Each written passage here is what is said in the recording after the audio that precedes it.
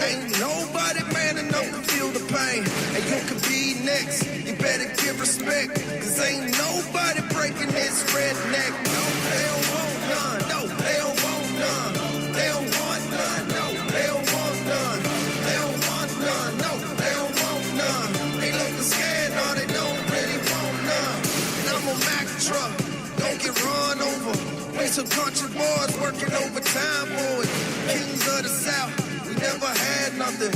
Blue collar boys do it with their hands muddy. No, they don't want none. No, they don't want none. They don't want none. No, they don't want none. They don't want none. No, they don't want none. They looking scared, no, they don't really want none. They don't want none. No, they don't want none. They don't want none. No, they don't want none. They don't want none. No, they don't want none. They looking scared, no, they don't really want none.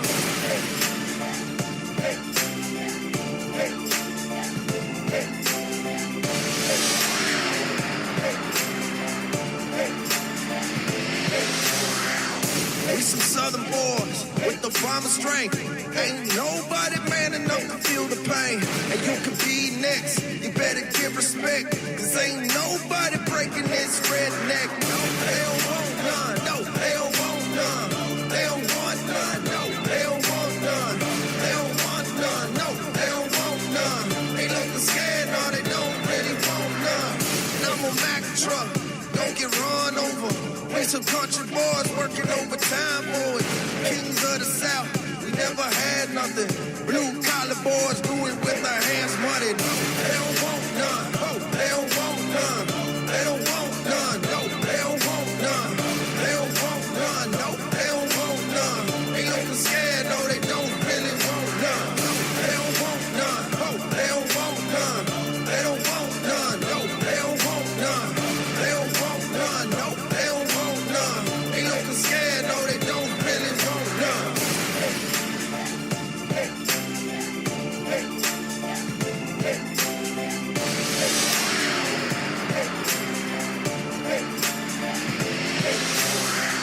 We some southern boys with the farmer strength.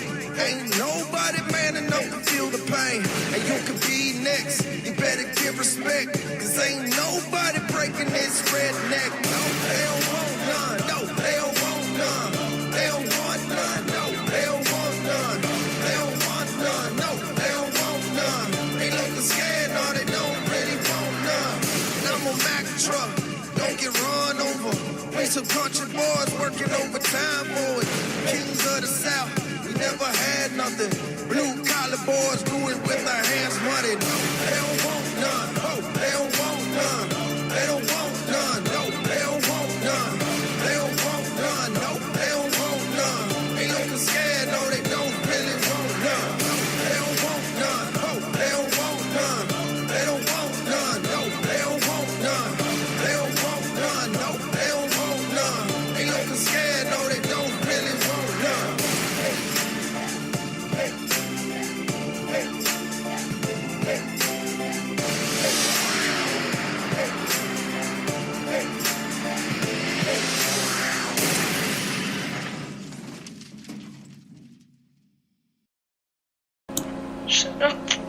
All right, welcome to Wrestling Breakdown with Ed and Vanessa, and we are ready for a big-time show tonight. We got a lot of things to cover. Hi, Vanessa. Hi, Ed. How you doing? I'm great. That's awesome. That's great to hear. I'm super excited for tonight because, as you said, we have a lot to cover, and it's going to be really, really fun. So for the people listening, you're in for a good show. And what better way to start than with AJ Styles' entrance music, because it is official. AJ Styles is in the WWE. That's amazing. It's funny because I was thinking about that, and I knew you were going to say that. I knew that's how we were going to start. And to hear those words, AJ Styles in the WWE, it's like, is that even real? Is this actually happening? Yes, it's actually happening. The phenomenal one, AJ Styles, is finally in the WWE. A play on the Rocks, finally. Yeah, right?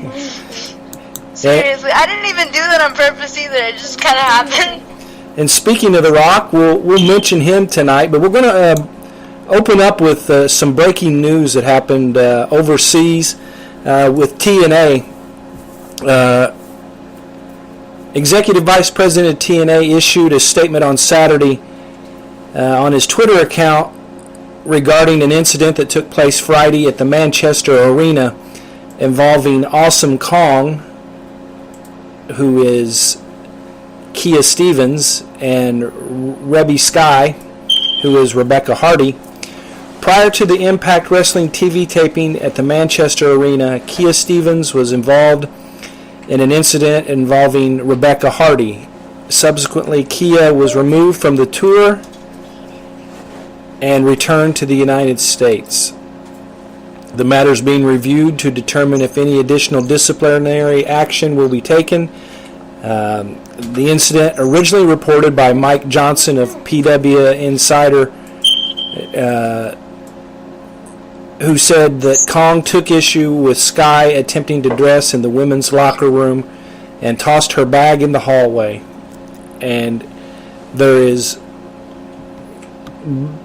without going ahead and reading the rest of that release, there's obviously two different versions of the story, and it's one of those we don't know which version is right now, and so unfortunately you hate to start a podcast, but since it is breaking news, it is what it is. Vanessa?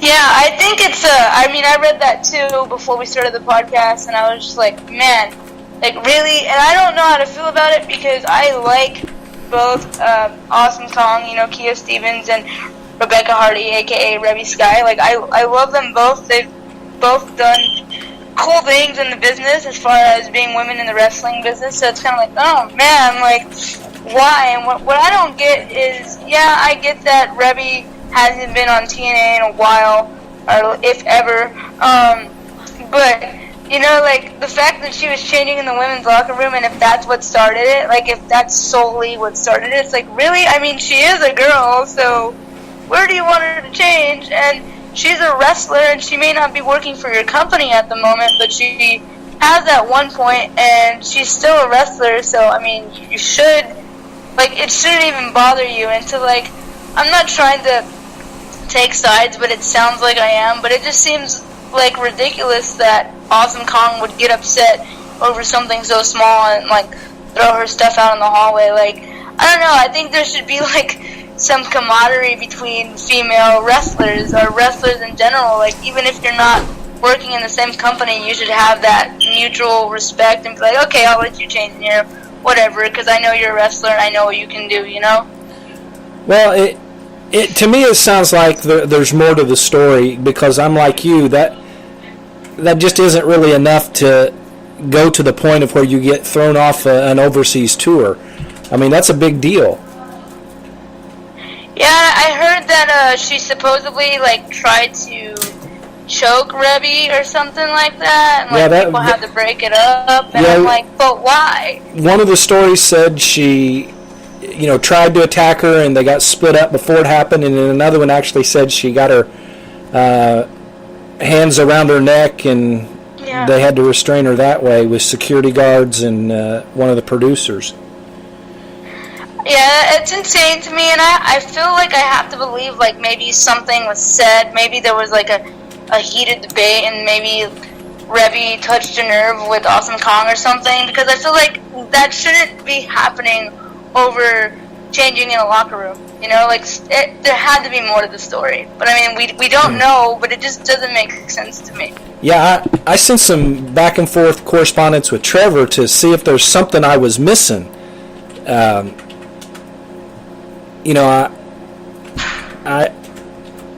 wow.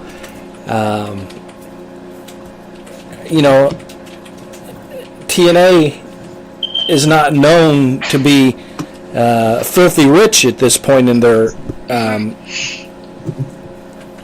existence, and having to make special arrangements and send people home early and things like that. It's definitely not something they want to be doing. Even if it didn't cost them money, they wouldn't want to be doing that. Yeah, I mean, like, Awesome Kong just technically came back, and I mean, she's a well-known name in TNA. You know, she's like one of their loyal employees. You know, she always goes back to them. She had a short stay in the WWE, and you know, things didn't work out, unfortunately, because of personal issues and stuff. But she loves TNA. You could tell because she always goes back. Like, that's her home, and I have to feel that Dixie and company feel the same way. So to send someone like her home, it kind of had to, like, hurt them in a sense. Well, and especially with Rebby being right in the middle of a storyline with her husband, and it's just messed up. Yeah. Well, I absolutely, especially because she just had a baby in real life too. It's like, come on, like, no. Well, let's go to something a little bit more exciting than disciplinary actions. Yeah. And let's talk the results of the Royal Rumble. Dun, dun, Yes, dun. we need to do this. It's so weird that it's like already almost a week removed, and to think, oh, we haven't talked about this. So, yeah, definitely. Well, I feel like I've already talked about it because Amy and I had a discussion. Amy watches wrestling with me, and that's a cool thing. And so on a weekly podcast, we talked a little bit about the Rumble and AJ Styles and all that, but we didn't get as in-depth as what we will. In the kickoff show, it was a fatal four-way to see what two wrestlers out of the four teams would get to go to the Rumble. We got the Dudley Boys versus Mark Henry and Jack Swagger versus the Ascension versus a weird team of Damian Sandow and Darren Young. Yeah, I still don't understand that. I haven't figured that out at all, other than they got to do something with Darren, I guess, now that they've kind of put Titus on a singles A single path. run for him, yeah. And Damian Sandow came out like the old original Damian Sandow in the bathrobe and wow, you know, at least he wasn't, you know, dressed like some other wrestler. And Oh my goodness, I remember those days. man, he's got to love his job because they've had him do some really crappy things. Seriously, honestly, I agree with you 100%. You know, he must be loyal to the WWE, and he must be content and comfortable where he is, because if he wasn't, he'd probably be in, like, TNA or, like, New Japan. Like, he would be somewhere, but no, he's still in WWE. It's like, okay. Only thing I can think of is money talks. And yeah, they must be paying him well. I was just about to say that. And the winner of that match was? Mark Henry and the Big Show. Or not the Big Show. Did I say the Big Show? You said the Jack Big Swagger. Show. I did say the Big Show. That's weird.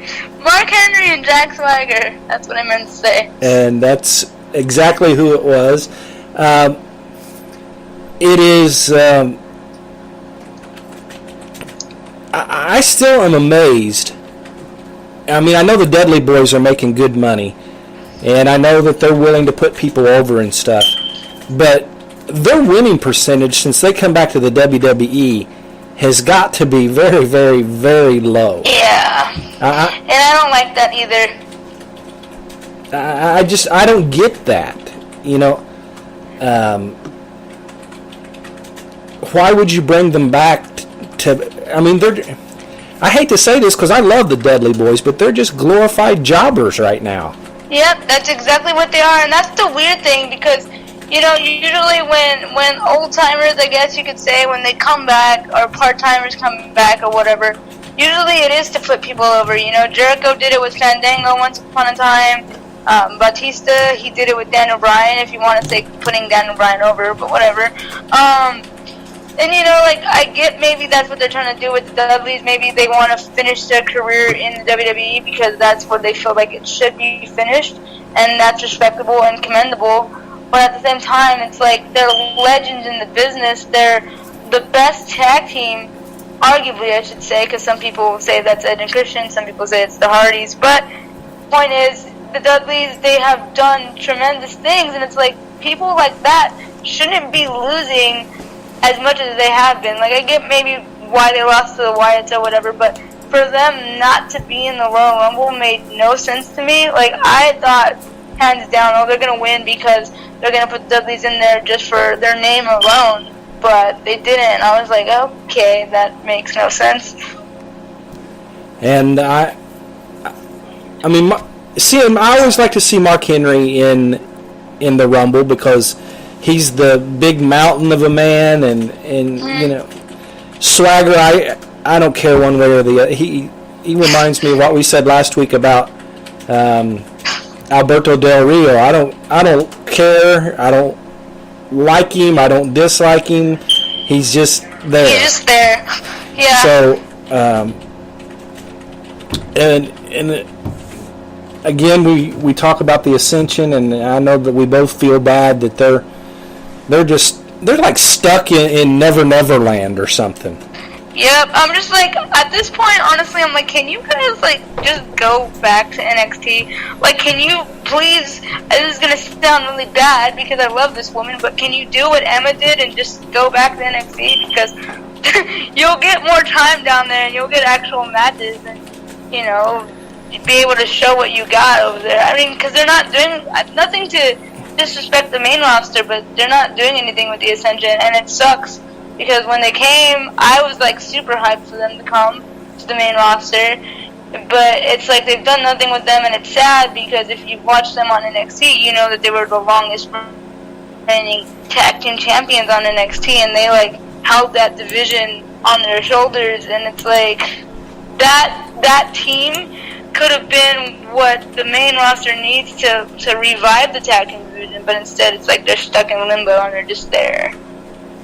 Well, and the other big thing about the pre-show was who made up the foursome that is there. There was a pretty big change. The guy that people seem to be forgetting his name. Byron Saxton. Byron! And people give him a hard time. Yeah, it was a rough week. I mean, it was a good week for him, but it was a rough week. But he got attention, and that's a good thing. But he wasn't on the panel like normal. It was Jerry the King Lawler.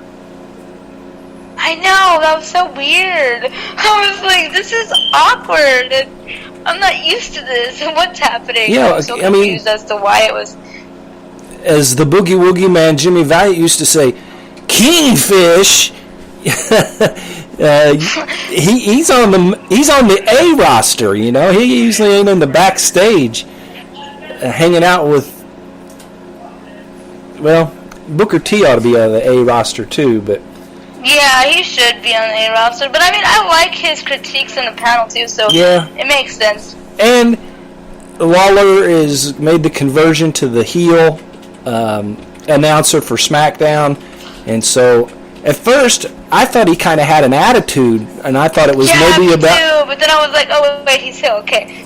Yeah, I thought he was offended that he got put on the panel, but I found out later that he actually wanted that, and that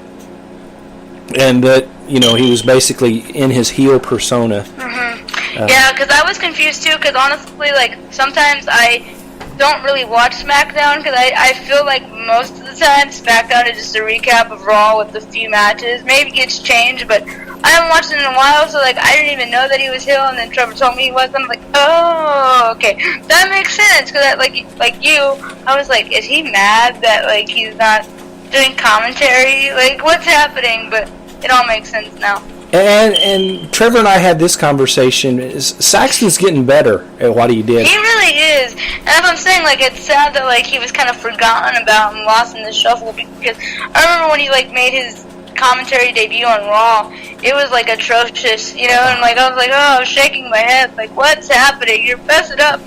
But, like, he's gotten a lot better. Atrocious is exactly the way to describe it. And I know people gotta, pay their dues or whatever, and they got to be able to do that in real time. But man, I thought this guy ain't never going to make it. But he's turned into he's holding his own with JBL now, and I think JBL's working hard to set him up with some good material and things like that. And so it's not a disappointment to me that Byron is on where he's at and getting to call the Royal Rumble. It's definitely it's not a disappointment because he had to make a huge transition because he was on NXT where all his commentary was pre-recorded, so he went from that to being a live color commentator. So to me, he's doing phenomenal in that aspect of it. And that's where I was talking about, you got to get your feet wet and you got to pay your dues and things like that, because I can tell you there are things that I pre-record, and if you mess up, you go back and you erase it and do it again. Mm-hmm. And if you're on live like we are right now, if we mess it up, well, people can just laugh at us. It's there. Like when I called Swagger the Big Show, that will forever be there. Yeah. I'm not sure why you got Swagger and the Big Show mixed up, but I don't know why either. It's there. And you can deny it all you want, but we'll go back and play it. And over and over, just to remind me. I think the reason why that happened is because I remember Big Show and Mark Henry were a tag team once upon a time, so yeah. I don't know. My brain got confused for a second. Well, into the main Rumble matches, not the Royal Rumble match itself, but the other matches. I don't know about you, but the first match of the night was the best of the night for me. Watching Dean Ambrose and Kevin Owens, they put on an amazing show. I agree 100%. It's funny because I think I actually said in the prediction that we did last week, I think I even said that match had the potential to be match of the night. And I said it because both of these guys live and breathe wrestling. And if you follow any of their indie careers, you would know that. And so because of that, I knew that they were going to go out there and bust their asses off to prove that they belong. Because let's be honest, I know that Dean Ambrose has had a tremendous time when he was in the Shield, and he's been in the title contention and whatnot. And Kevin Owens, his first match on the main roster, he beat John Cena. He's held the Intercontinental title. They've all had their glorious moments in a short period of time, but at the same time, they're still very new to the WWE, and I feel like they feel that way.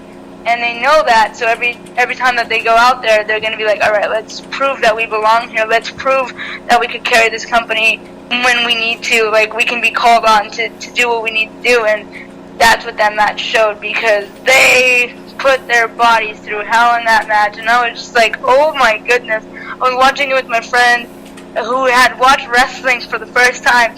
This was the first match they ever watched. I had to explain the rules of the last man standing. You have to knock out your opponent until 10 count, and it was just intense. It was a really, really good match to watch, and I was like, oh my gosh. And then at one point I was getting upset because my phone kept freezing, and I was like, oh, I can't miss this match. It was one of those, I don't want to miss a moment of this match. It was great. And Owens had set up two tables, one on top of each other, but it was Ambrose that shoved him off the top turnbuckle through the two tables, and he wasn't able to respond to the 10 count. But it wasn't like Ambrose could run around the ring celebrating a whole lot, because he was exhausted. He was exhausted, and to think, I was thinking as they were doing this, man, they're going to be back in the Rumble. Yep, and I think they kept alluding to that too during commentary, and even I was like, gee, that's so true. They still have another match to do, because I was thinking, there's no way they're not putting these two in the Rumble. That's not a thing. That's not happening. Especially with the title on the line. So, yeah. Exactly. Yep. Well, the next match was. And it was funny because I was gonna say, sorry about that. That's okay. But I was gonna say, it could have literally went either way. There was many times where I was like, oh, Ambrose is gonna win. Oh wait, no, maybe Owens is gonna win. So that's always good in wrestling. Yeah, I mean, there were multiple near falls. There were multiple use of what could have been finishing maneuvers. And then it wasn't a finishing maneuver that actually put him out. You know, I guess you can't have going through 2 tables as your finishing maneuver. Yeah, that would be weird because that would mean that the only time that every single match you would be in would have to be a table match. Yeah, tables are in no DQ and those kinds of things. Well, let's get on to the next match was the WWE Tag Team Championship match. The champions, New Day, the Usos were the challengers. A good match. That was a good match. All of the matches leading up to the Rumble were solid matches. I mean, it was tough for them to come out following Ambrose and Owens, but I agree. It was another good match, and I got to tell you that New Day, they are getting. What I want to say with this, they are getting some serious attention just from their mic skills right now. Not to mention their in-ring ability, but you know the thing with Jericho, where he had names for him and stuff, Rudy Tooty Booty or something like that. Yep. The way that only Jericho can. Yeah, the way that only Jericho. That's why I had to say it slow because you know, Jericho rolls those things off his tongue just like it's saying ice cream or something. But there was that. We'll talk later about The Rock and the New Day, and oh boy, there's a reason that they put them out there with those guys that can talk like that. Yep. I agree. And it's weird, too, because the thing about New Day is we're talking about their mic skills right now, and it's not like they're not a Paul Heyman. They're not a CM Punk. They're not, they're not, phenomenal on the mic. They're not The Rock. You know what I mean? But it's just, I don't know, their persona is silly, and I feel like they're not even in character. I legitimately feel that, Big E and Xavier and, Kofi, I feel like they're all being themselves. I feel like that's how they are, all the time. And I think that's why it works, because it's real. Well, and you can tell that they spend time going over what it is they're going to do when they get out there. I mean, they're very well rehearsed. If that's all impromptu, man. Yeah, because I'm like, how do you come up with that? Yeah, but to me, they're doing their homework. They're doing their backstage stuff, and they're doing their in-ring stuff. The Usos looked really good, and New Day came out the winners of the match. Which wasn't surprising to me at all. I had a feeling that's how it was going to go. Next match, I have to look to make sure who was champion there because it switched hands so many times in 1 week. I wasn't quite hot potato status match. Quite sure. Went in as Alberto Del Rio as the champion and Kalisto the challenger. And boy, you talk about benefiting from somebody getting injured. Kalisto has been on quite a push since Sin Cara's been out. Absolutely. Yep. And he deserves it. I mean, it sucks that his partner's injured because I feel like Sin Cara and Kalisto can be phenomenal in the tag team division. They have been. I feel like they're definitely future, champions. But yeah, you're right. What a way to benefit because now, Kalisto is a singles competitor and he's a champion. Spoiler alert. And I'm so happy about it because, like, I'm an NXT person. Like, everyone knows that. Everyone that listens to this podcast knows that already. So I've been watching, the Lucha Dragons on NXT for some time. So I don't know, the fact that Kalisto is a champion now, I'm just like, yes, like, because when he won it the first time, I was ecstatic, and then he lost it. I was like, oh, boo. Like, great, Del Rio has it again. Like, I don't know, like, that whole, like, Mex America thing that Del Rio tried to do was so stupid to me. Oh, my goodness. And I feel like if they want someone, it was dumb. It made 0 sense. Made 0 sense, and I felt like I don't know, like, I felt like if they wanted to try that again, or if they wanted to do something like that, they should have went with Kalisto from the get-go. I mean, because he can talk, we know this, and like, I don't know, like, he's more likable. Like, I don't think anybody really likes Del Rio, so it's like, why were you trying to get him over as a people person? Because people don't like him, so, I don't know, I think it's better for Kalisto to have the title, and I think it's going to shake things up, and maybe the United States Championship will have some prestige back into it, because it's kind of just been one of those titles that's, like, often forgotten about, and, like, even when Dean Ambrose had it, he was the longest reigning United States Champion of, like, the modern day, but he hardly defended it, so I'm just hoping that it gets back to being defended on a regular basis. I know John Cena did it when he had his open challenges, but, he lost it to Del Rio, which made 0 sense. I get that John Cena had to go off and do things, but it's like, why Del Rio? So I'm just glad that Del Rio doesn't have it, honestly, but even more so glad that Kalisto got it. Well, I think that's the case. I think it meant something when Cena got it back. I think that's why they put it on him, to help make it mean something again. Because, like you said, when Ambrose had it, he had it forever, but rarely defended it. Yeah. But when he lost it to Del Rio, I mean, let's face facts. Del Rio got fired.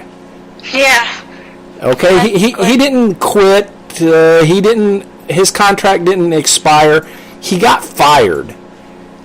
Yep. And to bring him back the first night back and put a belt on him, that rubbed me the wrong way. Absolutely, and I feel like maybe that was like part of him coming back. Like, he was like, oh, I'm only coming back if you give me a title. And maybe they're like, well, we're not going to give you the WWE World Heavyweight title, we're not going to give you the Intercontinental, so you're going to have to settle for the United States. And he was probably like, okay. And then that's probably what they did. I mean, I'm just assuming, but I wouldn't be surprised. Well, and I'm a huge Zeb Coulter fan. I always have to think of his name on that, because that's not what I know him as. You know him as Dirty Dutch, yeah. And Zeb in that Tex America, or Mex America, whatever it was called. Yeah, Mex America. Made it just absolutely no sense how he went from being basically a bigot. Yeah, that's what made no sense to me. I was like, he's with Zeb, really? What? And so we got Del Rio, who's back after being fired for what seemed to be a very legitimate reason. Mm-hmm. And like he physically hit somebody or something? Yeah, one of the catering people catering or something. people, I believe, yeah. Yeah. And he's back, he wins, he's got Zeb in his corner, and it's like, if you guys keep going, I'm going to have to get a gun and blow my brains out, Seriously, like, it's like, don't make me go through this. It was torture watching that, like, Yeah, get Zeb out of there at least, and get the belt off of Del Rio. And so we got that now. Kalisto is the Thank goodness. Our notes are wrong. Kalisto is the new United States champion. Did it say Intercontinental? Is that what happened? Oh, okay. I didn't even notice when I was reading them either. But good thing you noticed, because then you would have said it out loud maybe, and then it was like, wait, what? I almost skipped the women's match. Oh, no, don't do that. Don't do that. Talk about that. Don't do that. Well, we had Charlotte with the Nature Boy, Ric Flair, taking on Becky Lynch, and all four of us picked Becky Lynch to win that. Yep. And I guess the WWE decided to throw a swerve in there. But I like the swerve. I really, really like the swerve. And I'll tell you why. We'll get there. So it was, again, another great match, a solid match. Both Becky and Charlotte both had their moments. Flair did his thing. You know, he's the Nature Boy. But we'll go ahead and get the winner out because, strangely enough, that's not the main story. It's definitely not the main story. But before we get the winner out, I just want to plug this really quick. Speaking of Becky Lynch, today's her birthday, so happy birthday, Becky Lynch. It's her birthday today, so I had to do that. There you go. And she has done a great job, well, ever since she's come up to the main roster. The main roster. But especially thankfully, jeez. But especially this last 6 weeks or so where she's been in this feud with Charlotte, she's done outstanding work. But she lost. Charlotte is still... She is still Charlotte is still the Divas champion. But somebody came out and made quite the entrance. And man, the crowd was so hot for her that night. I was so happy. I was so proud of that crowd. I was like, oh, that warms my heart. If you guys don't know what happened, let me catch you up to speed. The Boss came out and owned everything, like she always does. If you don't know who the Boss is, Sasha Banks, ladies and gentlemen, she came out. I thought it was funny because I thought, okay, she's gonna be out there to beat up Charlotte. Doesn't make perfect sense. But then she beat up Becky, and I was like, but wait, what? And I was like, that makes no sense. And I was at one point, I was like, is this like a reunion of like the BFFs? Because it was Sasha Banks, Charlotte, and Summer Rae at one point. I was like, oh, they're taking it back to like the early NXT days, yay! But then she beat up Charlotte too, and like put her in the bank statement, and I was like, what is happening? And of course she held up the title, and I was like, oh, so that's what's happening. I like it. So I'm thrilled, and by what we saw on Raw the next day, I feel like at Fastlane or maybe even WrestleMania that we're gonna get a triple threat between those three. And if I'm right, I'm going to be a really, really happy wrestling fan, and it's going to be amazing. Like, I'm excited to see where this is going to go. I mean, because I wouldn't mind either of them holding the title. I do have to say, like, Charlotte's probably going to have to lose it at some point. And I feel like once she does, it's going to be her dad's fault. I don't know why. I can see that happening. But I just know that these three are going to they're going to do something special. I don't necessarily know exactly what direction the WWE wants to head onto, but if they're hinting at that in any way, it's going to be a treat for anybody who has ever fought for women's wrestling and having, because we've had these discussions, me and you, a long time ago. We were talking about like how we need more women's matches that are longer, and we're finally seeing it. You know, it's a good thing.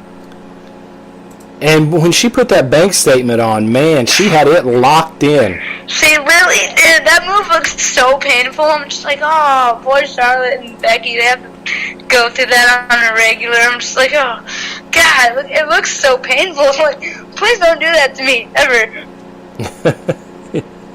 Right. I don't want to, you know. The funny thing, though, and we'll get to the fact that it was Sasha and Becky on Raw the next night, was when you see those two together, their hair colors are just wild. bright orange. Man, you got Sasha Banks with the pink and Becky with the bright orange. And I think, it's funny because we always say, like, it's not all about looks. It's all about, like, what you bring to the ring. And that's true, too. But, like, both Becky and Sasha, they have this, like, unique aesthetic about them that makes them stand out. And I don't know, like, it's almost eye-catching, I guess. And it's like, I don't know, like, it works for them. And both of them are so drastically different. Even Charlotte is drastically different from the two of them. But I don't know. Those three, they just work well together. I don't know. They're all unique in their own way. I'm not gonna lie though. At what point I thought, like, because I knew that something was gonna happen after the match concluded, because it felt like they were dragging it out for something to happen. And a little bit, tiny part of me thought, oh my goodness, is Bayley going to make her debut on the main roster? And I was like, but no, she can't, because she has a title match coming up soon. But then I was like, but wait, NXT's pre-recorded. And I was like, but even if she was still champion, I mean, they did that with Paige, so maybe. So for a little bit, I was like, oh, the four horsewomen. But it didn't happen, but I'm okay with Sasha being there, because she's actually my favorite of the three. Well, and I keep thinking they're going to work that fourth horsewoman. I'm trying to figure out how they're going to do it, because they had all the different teams, so to speak, and Sasha was on an opposing team from Becky, but yeah. I have an idea, kind of. It's kind of silly, but it kind of would make sense. But at the same time, I don't know, like, okay, so everyone who knows NXT knows that Bayley likes to hug people. She's a hugger. She is like the nicest, sweetest person that you would probably ever know. And my idea that literally just popped into my head right now as we're talking about this is maybe they kind of bring her, like, in as, like, trying to be the peacemaker in a weird way, but at the same time, like, it kind of blows up into this awesome fatal four-way type feud, just because, I mean, she does that. She could come out and just be like, come on, guys, like, we all, got here together, we all started in the same place, we all had the same dream, because it's true, Charlotte and Becky and everyone, they and Sasha, they all wanted this for a really long time, and so, I mean, and Bayley herself as well, so, I mean, that would make sense, but, I mean, I don't know how they would make her aggressive at one point, but I see it happening somehow, some way, like you said. It's I don't know when, maybe, like, after WrestleMania or something, I don't know, but it's gonna happen soon. I don't know how I feel about it, per se, because I've said it before. I don't want Bayley to stay on the main roster. Just, like, keep her there for myself in a weird way, but I don't know. We'll see. And so we get to the Royal Rumble, and everybody knows that the number one person is Roman Reigns, and his music comes, and he's in the ring, and then we get Well, how do we want to attack this? Do we want to say who the winner is? Because I feel like we should say who the winner is only because I feel like the third entrance, I should say, is, like, far more exciting in a way than who the winner is. No disrespect to the winner, but definitely in my book, and that's what I think we should do too. The winner of the Royal Rumble apparently was no surprise to the bookmakers, and I don't get that. I just didn't get it either. Triple H was the winner of the Royal Rumble and will go on to headline WrestleMania as the champion. I don't know. Like I said, no disrespect to him, because I love him. I love him as a wrestler. I love him as a businessman. But it's like, really? Like, are you really trying to make people hate you? Like, is this like an attempt to make people hate you again, because people know how awesome you are when it comes to NXT, and people are not hating you enough, so you gotta, like, put the title on you? But then at the same time, like, people popped when he won, so it was like, oh, I don't really I don't know. Like, I don't know. Like, there was some boos and there was some cheers, and I didn't really know how to take it, and I was not expecting that at all. Like, I was confused. You know, I guess I was... Most of the people in the know were not surprised. I just didn't see the need. I mean, there was plenty of guys that they could have put the belt on. Mm-hmm. And, you know, there's no secret that there were, well, half of our panel, the other half of our panel, both thought that AJ Styles was going to come in and win the Rumble. He did come in, and he did do an excellent job, but wasn't even in at the end.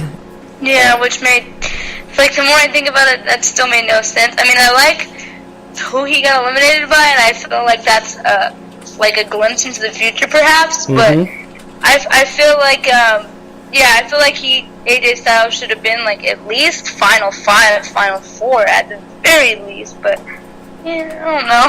Sometimes WWE does stupid things. Yeah. And I don't know that this. I don't know that it's stupid, because I think they've got... Well, I'll give this prediction later in the show. I don't want to give this away too soon. You're like, nope. I'll save it. I'll save it for myself. Well, Roman Reigns was first in. Second was Rusev. And before the timer went off, for the third person, Reigns had eliminated Rusev. So Reigns was standing in the ring by himself, and you won't be able to hear this, Vanessa, but I've got a sound bite here of what the crowd heard at this point. Awesome.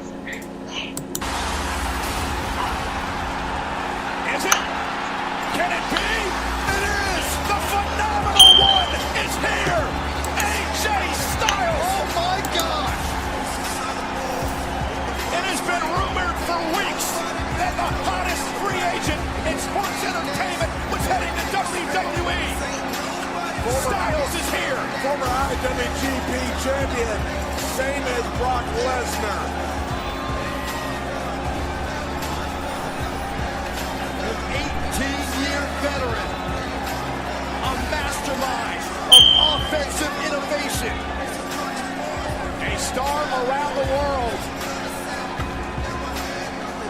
Roman Reigns realizes what he faces now. I can't believe what we're about to see.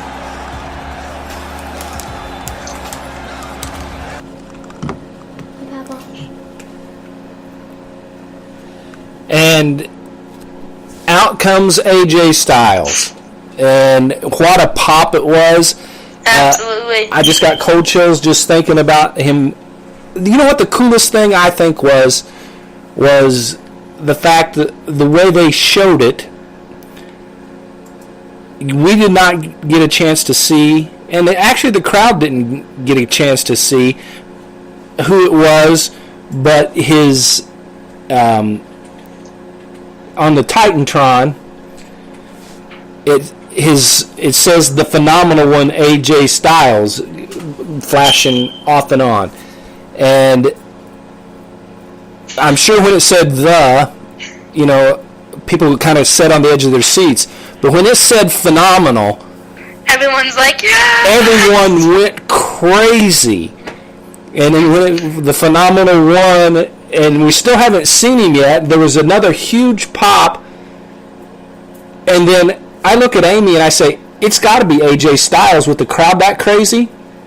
And then the next thing you know, it flashes down, and then there was AJ, and the crowd popped at least a third time back to back to back.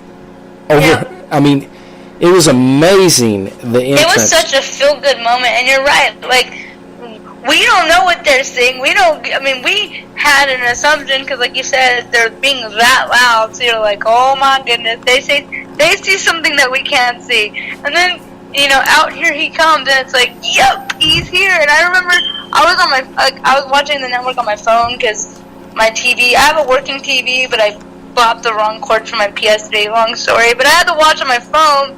So like I immediately was like, I have to text you guys, and like in our group message, I was like, oh my gosh, like I had to like voice my excitement too because it was just the entrance itself. He hadn't even like stepped in the ring yet, and it was just like, oh my goodness.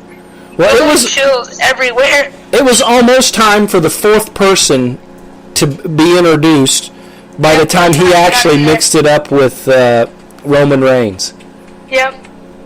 I noticed that too. I was like, that was the longest Royal Rumble walkdown, but I don't even care. I'm not complaining. Well, that was awesome. They did it in a way where the announcers put it over huge. Mm-hmm. I mean, can it be? Is it? Yeah. You know, and then the biggest free agent in the world, and I think it was Byron Saxton said, you know, he's 18 years in the business, you know, and just that's so amazing. Just put him over. I just got chills right now thinking about it. Like, no lie, it's incredible. And to feel like he's a friend of the show, I mean, that's what we feel like about everybody that we interview. You know, it just makes it even that much more incredible. Yep. I know Trevor's been in contact with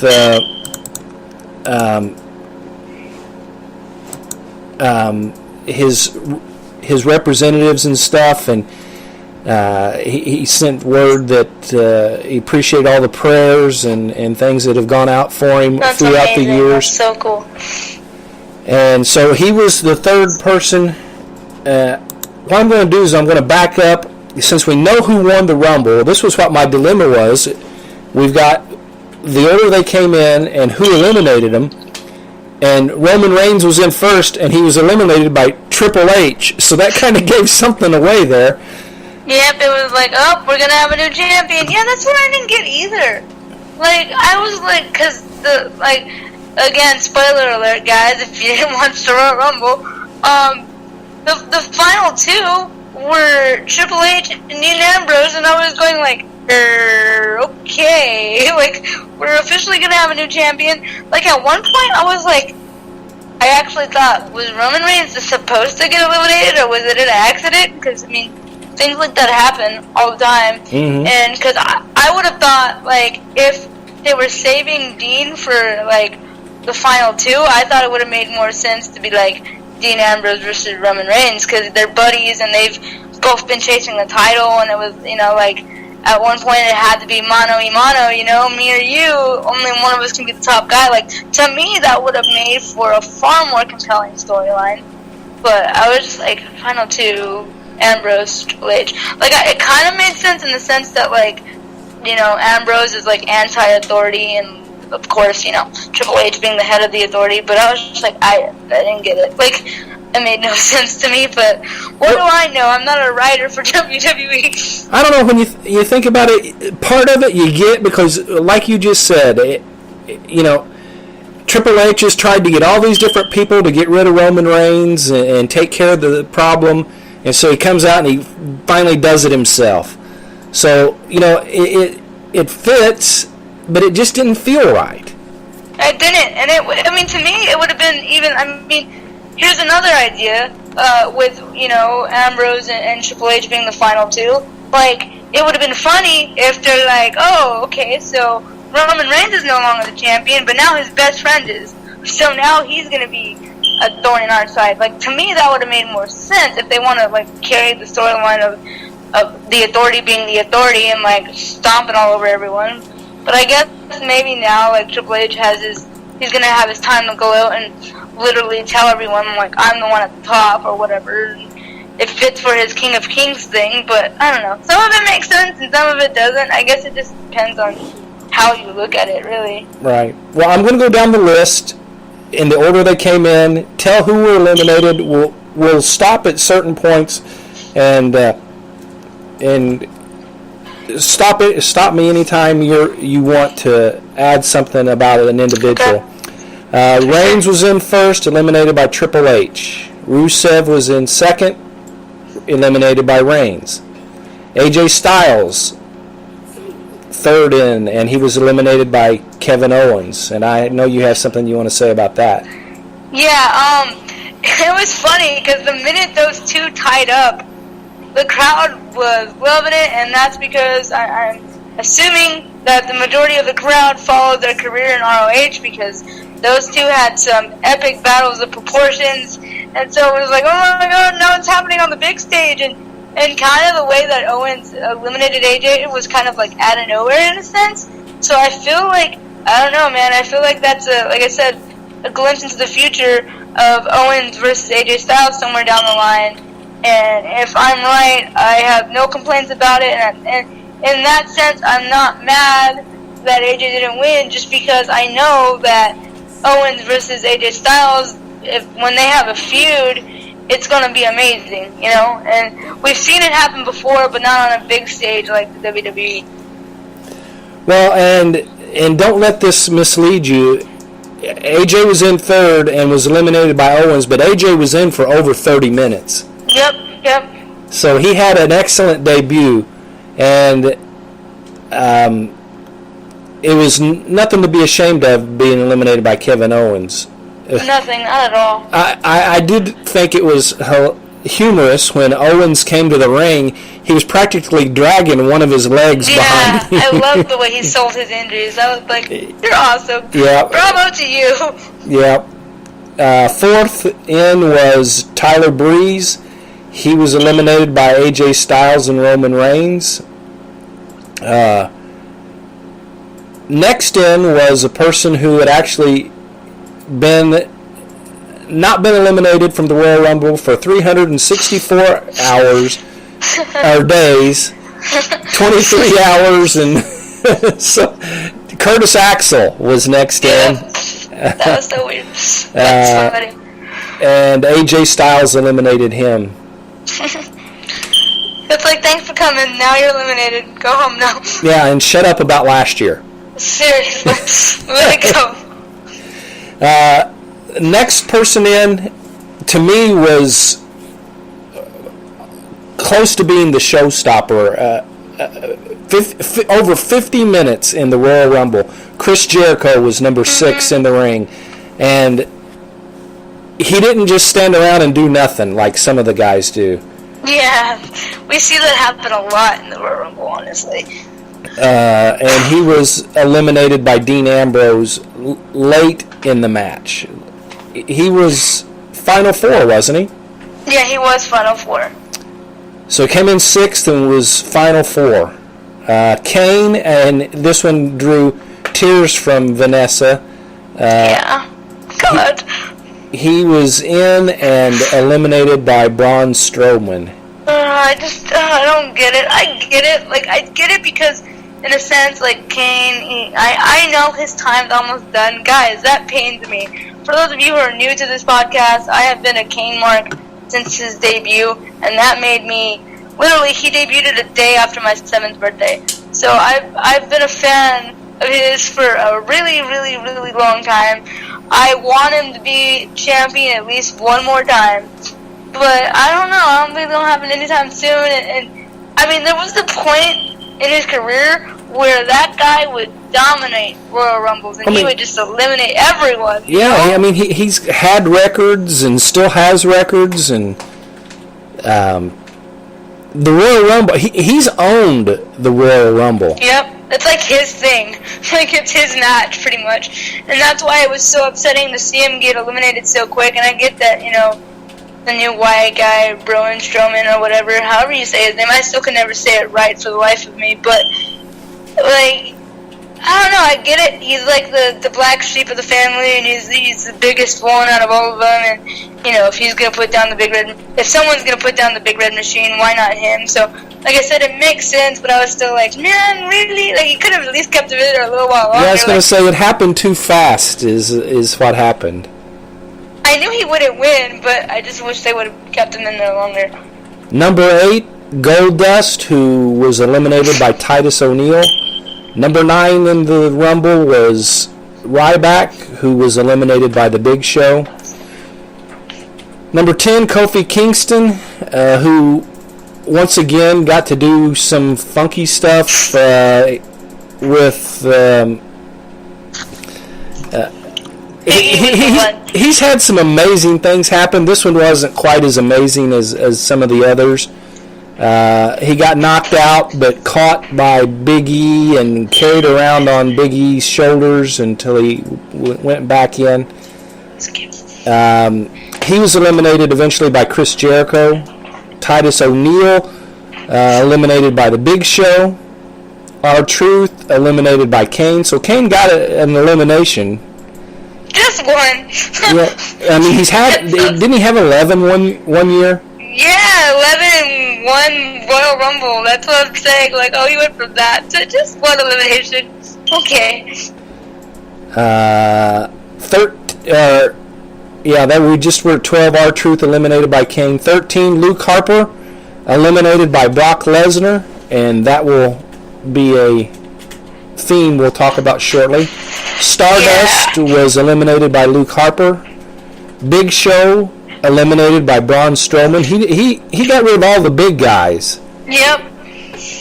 It was kind of, I think in a way it was kind of like maybe the WWE kind of foreshadowing that this guy is the new big guy. Yeah. In a weird way, because like Kane got disposed of quickly, and then Big Show, I don't know, I can never remember if he's heel or face because they switched it up so many times, and then like Mark Henry, and I don't know, I feel like this is the new big guy, the new force that everyone should be afraid of, and I'm doing that in quotations right now, but and he almost looks Big Show eye to eye.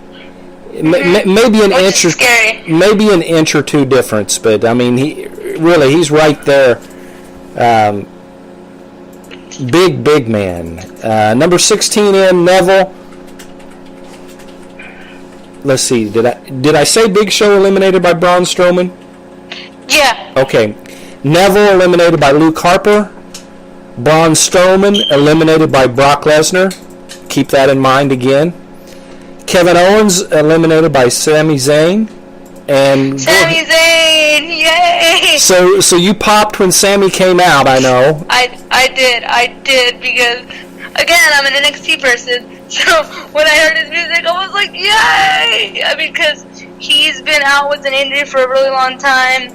Well, it seems like a really long time, and he's doing his thing on NXT, and right now, like, he's in this storyline of they don't know if he's number one contender yet because there was a controversial finish between the triple threat match with him and Baron Corbin and Samoa Joe for the number one contender for Finn Balor's title.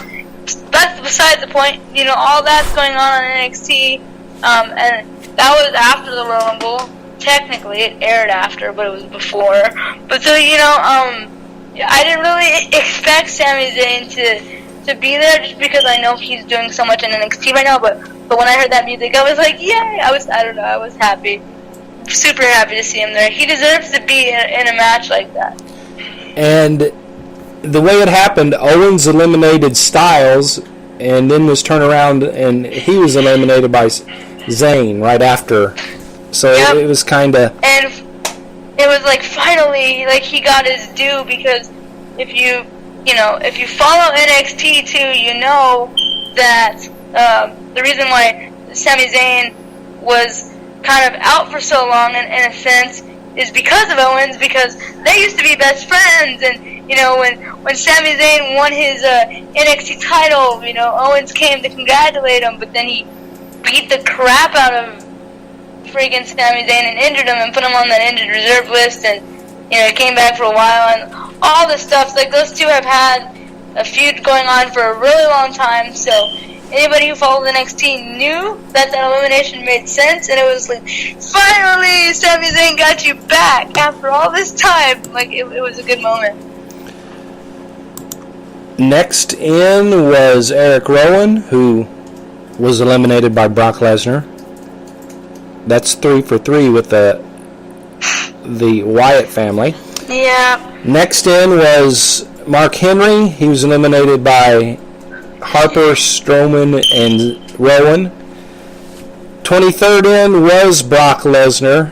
who was then eliminated by the Wyatt family. Now I want to talk about this for just a second. Everybody that knows this knows that I cannot stand Brock Lesnar. Me neither, so that makes two of us. There's probably not a wrestler out there today that I can stand less than Brock Lesnar. But I really feel, I totally understand the storyline. I totally understand the Wyatts, and he had eliminated each one of the first three that were in.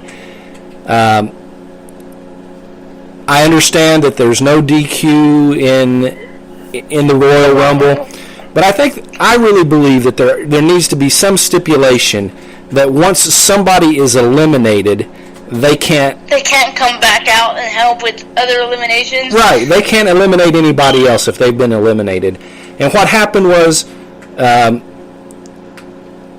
Lesnar was eliminated by the entire Wyatt family after... Literally, the entire... Yes. After those three had already been eliminated and had supposedly gone to the back. Like I said, I can't stand Brock Lesnar, and if anybody's going to get screwed over, it might as well be Brock Lesnar. But I just don't like the way that happens. It happens. No, yeah, I agree with you, and I feel like that stipulation should apply as well, because, there's no disqualifications, but I feel like that should only be for, you could use, chair shots and, ladders or what have you, and maybe, people can come that weren't an entrant in the Royal Rumble and interfere in those kinds of things, because that would make more sense. Well, I'll go this way. I had no problems with what happened to Roman Reigns with the League of Nations. Yeah, because it was before they were even in the match. Right. And so that made sense. But it's if you get eliminated in the Royal Rumble, that means that you're not in it anymore. But so if you come back and eliminate people, then for people that might be watching for the first time, they'd be like, but wait, why are they allowed to eliminate people? Because essentially it looks like they're still in the match and they never got eliminated. Eliminated people should not be able to eliminate people, Yeah, I feel like I'm right there with you. That stipulation should happen, because I don't like Brock Lesnar either, but I still was that doesn't make sense. They could have at least had all three of them in there when he was still in there, and you know what I mean, right. Have not been eliminated, and then they could have beat him down and then threw him out. That would have made more sense. But because he dissected each and every single one of them and eliminated all of them, it's I took you guys down, but yet you still got me, and I'm gone because of you. I don't know. And it's important to talk about the Roman Reigns and the League of Nations. They beat him down. He actually got taken to the back. Never was eliminated. Nope. And so you knew he was going to come back later. Yep, you knew, which is why I was thinking the whole time, I was oh yeah, Roman Reigns is definitely going to win. That was my... for sure, oh yeah, they think they got him, and they think he's down and out, but he's gonna come back and shock everyone. But obviously, I was all wrong. But yeah, I was oh man, they're beating the crap out of him. This is interesting. When Rusev jumped from table to table and splashed on him, I was whoa, that did not feel good. I know that didn't have to feel good. All right, let's finish this out. We're at number 24, Swagger eliminated by Lesnar. The Miz eliminated by Roman Reigns. Bray Wyatt eliminated by Triple H. Ziggler eliminated by Triple H. Sheamus came in at 29, eliminated by Reigns. And number 30, and it was a good entrance. Triple H came out and eliminated Dean Ambrose to become the new WWE World Heavyweight Champion. Yep. A shocker, one that I don't get still. I'm sure it'll all reveal itself in time, but for now, I don't hate it because I like Triple H, but I don't necessarily understand it. Right. Well, let's talk some more AJ Styles. We said he was in the number 3 spot. Lasted, I thought, a little over 30. I got 28 minutes here. Anyway, right at 30 minutes. Eliminated by Owens. The theme music that AJ Styles used during his entrance at the Royal Rumble is a variation of Ain't No Sunshine by DMX. And it is what you heard to open the show. That is his official entrance music. His shirts, his first t-shirt sold out after being released in about 2 hours. That's crazy. When we got our information here, all the adult sizes were sold out until further notice. The adult 5X size plus youth and women's sizes will be back in stock in late February. Jeez, so everything's gone. Wow. But you can pre-order those right now on WWE.com. Ring of Honor did a classy thing and paid tribute to AJ. They posted a photo and wrote the following on the former Ring of Honor Tag Team Champion. It's a cool picture with the Bullet Club. Last night AJ Styles bid farewell to the hashtag Honor Nation, and now everyone will find out how phenomenal he really is. Hashtag thank you AJ. And that's a class. That is class. 100%. Because you have to think ROH. It has to kind of be like, man, like this is a guy that was here for a long time and did his thing here, and he's a member of the Bullet Club and things like that. And it's like they gotta kind of be like, man, like he's the big leagues, quote unquote. And it kind of has to like hurt just a tiny bit because they have to like let go of someone. But at the same time, it's like they're happy because they know, like, this is where every professional wrestler aspires to be. They may not always admit that, but it is what it is, And so, of course, they're gonna be happy for him. And yeah, I agree, it was a classy move indeed. We've got some big news happening over at NXT. Somebody new coming. And that being Nakamura. Yes, huge news. So crazy. He's going to be at NXT TakeOver in Dallas, which takes NXT place. NXT just keeps getting better and better. Right, and if you saw the match that he was in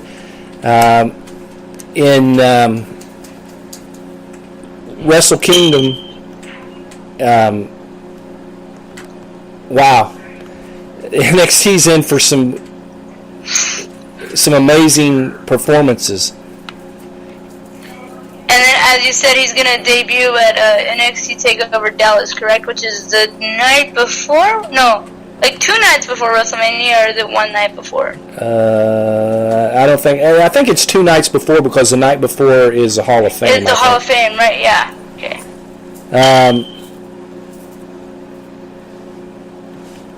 He's been in what a lot of people don't realize is these quote-unquote new guys have more, you look at Kevin Owens, you look at AJ Styles, you look at Nakamura, and they've got more time in the ring than a lot of the people in the business combined. Yep, I agree. Those are some facts. It's kind of weird because, for people who don't follow the indie circuit, they're like, oh, who's this new guy? But it's like, oh, he's not a new guy, though. He's been around for a really, really long time. I mean, listen to this. He's a 3-time IWGP champion, which is the same title that was held by the likes of Vader, the Great Muta, and AJ Styles. I mean, Vader was huge in Japan. Vader's just huge, period. But he was huge in Japan. Nobody compares with the Great Muta, really. And it's just more good news for NXT. Go ahead. Oh no, I was just saying, I feel like this is Triple H's way of kind of sticking it to his father-in-law. Like, see, this is how you run a wrestling company. Because, man, NXT right now is so diverse, and they have people from all corners of the world, and all like promotions and different things like that. So it's pretty interesting, like that's the way a wrestling company should be ran, and it shouldn't be like one thing per se. It should just be a different diversity, and like that's what NXT is doing. The next topic has to do with the Hall of Fame that we just mentioned, and Owen Hart apparently is not going to be inducted into the WWE Hall of Fame this year again. I guess I'm more sad about the whole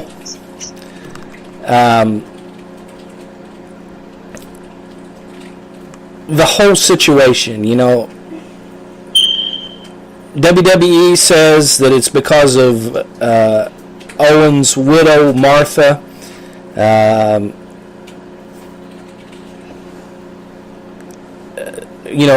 Owen's one brother, Smith, he's upset because, he thinks they're just grandstanding and profiteering, and it's a bunch of political BS. He went to Facebook and talked about talking with Brett, and they had all different kinds of suggestions about how Owen could or should go in. When Owen goes in, I hope he goes in as Owen Hart and nothing else. I mean, he could be with Davey Boy Smith or the Blue Blazer, the Hart Foundation. But I think when Owen Hart goes in, it ought to be as Owen Hart. I absolutely 100% agree. And I'm right there with you. Like, all this debacle of why he's not in, and like you said, political reasons, family reasons, or whatever. And I understand that his widow may not want him there because a lot of people, they have that theory of, his death could have been prevented, or whatever the case may be. But the fact of the matter is, yes, he died at a young age. Yes, it's tragic. Yes, it was super sad, and it was a heavy hit for the wrestling business. But he gave so much to that business, and I gotta believe that if Owen was still here, he would want to be in the Hall of Fame. I feel like that's an accomplishment that he would be proud of, and I don't know, I gotta believe that, so it just needs to happen. I don't know when it'll happen, but it needs to happen. And sooner than later, really. Yep, I agree. And then you got Smith, throwing things around about some of the people that are going in, and then he says, with all due respect, but still, you slam somebody and then you say, with all due respect, and then that kind of defeats the purpose. Yeah, like, it doesn't make it any better. It defeats the purpose, absolutely. Like, I feel like you should say that first, like, with all due respect, or no diss to them, but don't say it, like, after. You know what I mean? Like, I don't know, it's weird. It's like, I just trashed you, but I respect you. Okay, well, why did you trash me then? It's weird. That doesn't put Owen up any higher. Owen is Owen, and what he did spoke for itself. Yep. You don't have to put down the Godfather, Jacqueline, or JBL like he did. JBL or Sting. That's just all. I understand his frustration, and the fact, there's so much bad blood there over the years. The Montreal screw job, the death, so many different things. But I just hate to see somebody's memory that's being made a storyline almost. They're passing around the blame. The WWE blames Martha, and he finishes up by saying, personally, I wouldn't blame Brett or anyone in my family if they boycotted this year's WrestleMania. That doesn't, I don't know. And I don't know what his point is, other than that doesn't hurt anybody other than the fans. Yep. And I agree. And you think about how Owen died, and that was doing something trying to please the fans. Please the fans. That's what I'm saying. Like, you have to believe it's not what he would want, and I wish that they would, like, I mean, it reminds me of, like, my own personal struggles, because it's, like, my family that I haven't spoken to in years have, like, it's my mom's two sisters. I know this is, like, totally random, but it reminds me of that, because my aunts aren't talking to each other, but it's like, you know, if your sister was still here, like, she wouldn't want that. Like, you know what I mean? So that's, I can relate to that, because it's like, if Owen was still here, he wouldn't want all this bickering to happen over something like that could easily be worked out. And like you said, like, his death was super tragic, but he did it doing something he loved. And I wish his family, or whoever's responsible for this, because there's two sides to every story, could get that through their head and be like, you know what, let's bygones be bygones, and let's do what Owen would want, because we know that would make him happy. You know, they could sit down and they can look at where the WrestleManias are going to be in the next few years. And whether it's this year or next year or whatever, and say, we're going to induct Owen here. You know, there's no doubt that they're doing a lot of the things this year with people from Texas, because it's in Dallas. And sit down and say, here's what we're going to do, and let's just get all this dirty laundry crap out of the press. Yeah. You know, it's not where it needs to be. There's some injuries that have taken place, and there's some good news as well. Nikki Bella had successful neck surgery, and that's good news. I'm so happy about that. It's so funny, because I've never been a huge Bella Twins mark, and I kind of started becoming a fan when it was the whole Nikki Bella versus Brie Bella type thing, and I've seen them grow tremendously as athletes, Nikki in particular, and the way that she held on to that title. And I know a lot of people don't like that she beat AJ's record or whatever, AJ Lee that is, because now we have to differentiate now, but you know, some people don't like it or whatever, but the fact of the matter is, she did it. She defended her title, like, nightly, you know. Well, I shouldn't say nightly, because a lot of people complain that she didn't defend enough, but point is, like, it sucked to see her get injured, but I am so happy to know that she's on the road to recovery, and honestly, like, it makes me excited for her return, and I never thought I'd say that, like, because, like I said, I was never a Bella Twins mark, but when she comes back, I'm probably going to be marking out, so I look forward to it. Sheamus has got some injury problems. He's wearing a cast right now. He's suffering from tendonitis in his left arm. He's going to still be on TV, and there's no timetable for his return. Boy, the injury bug has really hit the main roster. Yeah, and you know, for Sheamus, it sucks, because he just came back from one. You know what I mean? And so, it's like, oh, now you're having a problem with your arm again. You know, he had that shoulder injury at Money in the Bank last year, I think. Yeah, because we're in 2016 now. And it's like, oh man, not again. Like, you just came back. Like, I get it, you're a heel. People don't like you right now, but that doesn't mean that we want you injured, you know? At least I know I don't. No, not me either. We've still got quite a bit to go. We have Raw Monday night, and the highlight for most people was The Rock being there. That promo was gold. And he did things, he said things that only The Rock can get by with. Yep. I mean, I've got grandkids in the room, so there's certain things I probably shouldn't say that the Rock said. And one of the biggest things he did is he went totally off script. Went down. He said he was gonna do it too. Went down into the front row. Yeah, he announced, "This is where we go off script." Can you imagine in the background what they must have been thinking when they heard those words? Oh no, yeah. Because we hadn't. I don't think we had seen those four guys up until that point. Yep. And he goes down, and there's people four guys dressed like The Rock, and they had to hate this. Hulk Hogan. Oh yeah. Savage. I was like, ooh. Savage one was dressed like Savage, and who was the fourth one? I think it was the Undertaker. The Undertaker. It was the Undertaker. Yeah. And he went down and just he slapped a couple of them upside the head, and he did just things the way The Rock does it. He mentioned marijuana. I was like, ooh, okay, that's definitely not PG, but okay, you can do that. Like you said, it's things that only he can get away with. Like, well, what are they going to do? Else, they can't fire him. They've been fired. Well, they can't fire The Rock. Nope.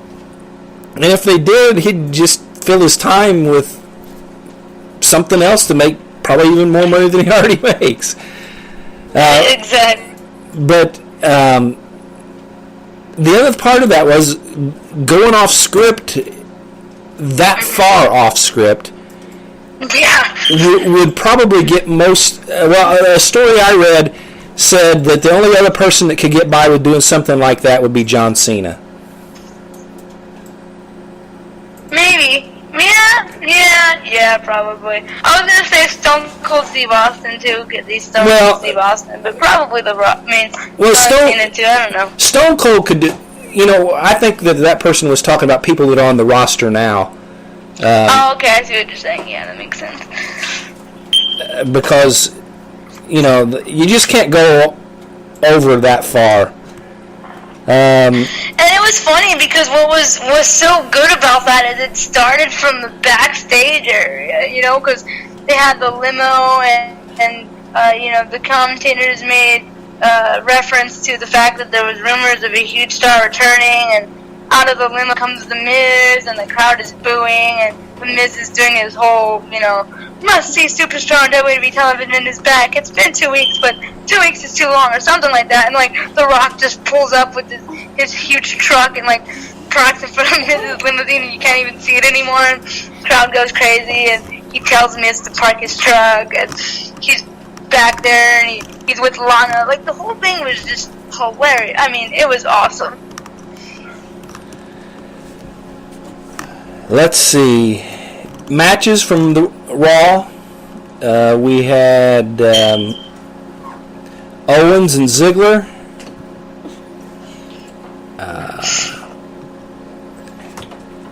We had the Dudley Boys getting a win over Bo Dallas and Curtis Axel. Social outcast, poor guys.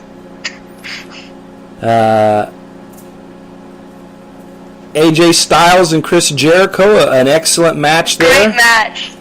What's funny? During that whole entire match, I was thinking about you. I was like, man, this has to be conflicting because I know you're a huge Jericho mark and you're a huge AJ mark, and I'm just like, I wonder what's going through Ed's head right now. I was like, this is funny. I thought about you the whole entire time. Honestly, I loved it because I thought that Jericho would put over Styles, which he did. They shook hands at the end, but Jericho still had to kind of give him that bump of the shoulder on the way by, and it was just good. And Amy asked me the same question. She says, how are you going to figure out who you want to win this? I said, I don't care. It's just going to be a good match. Yep, that's what I have to do when it's MMA fights too, when it's people that I know that are fighting each other or whatever. I'm just gonna watch, and that's what I'm gonna do, because it happened, and I was feeling for you, because I was like, and then like you said, towards the end, it was kind of like Jericho being like, alright, you know what, you're here now, welcome to the big leagues, but I'm still a veteran, don't cross me type of thing, to get to the top, you have to get through me, sort of type of thing. It was really cool. And You know, we're an hour and a half into this show, and we're not even halfway through our notes. Which is crazy. That's insane. You know what I think? There's so much. You know what I think we need to do? I think we need to do a part 2. And yes, we should. Because there's so much of this other stuff that's so good, I don't want it to feel like it's taking a back seat. Let's get together and come up with a time that we can do part 2 of everything outside of WWE, because the WWE is about, well, we got a little bit of NXT in there, but is that okay with you? Yeah, no, that's absolutely fine by me. We'll talk it over because, yeah, I mean, you guys, for those of you wondering what else could there be besides WWE? Well, hello, like we've said before, WWE is not the only thing. We still have TNA to talk about, and there's a lot of stuff that I want to talk about there because, whoa, something happened there that I was like, I like what I see. This is weird, but I like it. If you guys watch TNA, you probably know what I might be alluding to.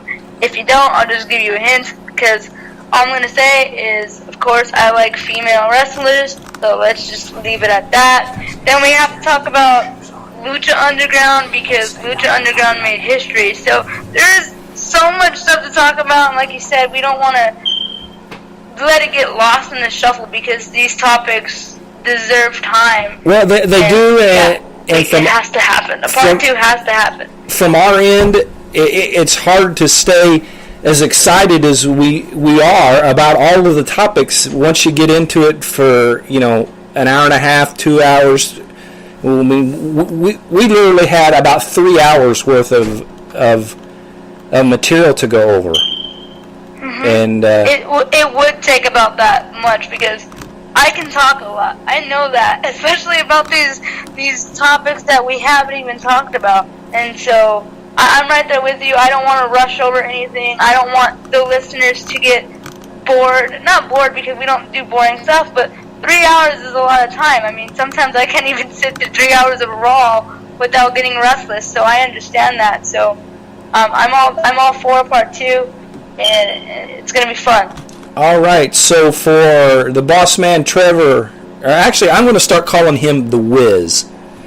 The Wiz, because he is the Wiz. He is the Wiz. For the Wiz, Trevor. He's so tech savvy. Jeez, man. For our good friend John, this is Ed and Vanessa. We will talk to you again real soon with part 2 of this week's Wrestling Breakdown. Bye, guys. All right, and we are out of here.